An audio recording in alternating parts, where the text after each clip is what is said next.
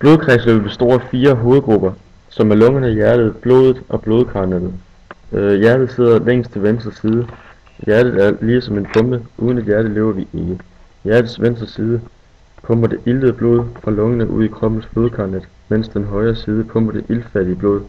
Blodet strømmer rundt i kroppen i en lukket kredsløb. Vi kan starte i den øvre hulvene, som er det fingertrykket blodkar. Det fører ind i hjertets højre forkammer, og hvor i blodet fra overkroppens blodkarnet strømmer.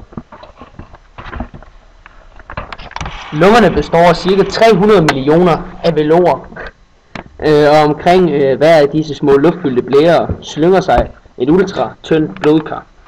Lungekapillerne løber derfor sammen i stadig større blodkar og samles til sidst i højre side og venstre lungevinde, som udmuntrer hjertets venstre forkammer.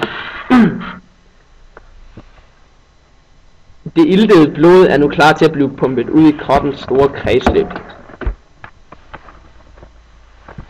Venstre forkammer trækker sig sammen og presser det iltede blod ned i venstre hjertekammer, som derefter trykker blodet ud igennem den store hovedpulsår aorta.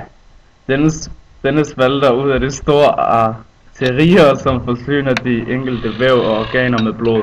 I det enkelte organ eller muskel er det talrige mindre kar, som kaldes arterier. Kapillærerne løber sammen i lidt større kar, som man kalder venoler, som igen løber sammen i vener, der fører blod til en af de 2 store hulvener.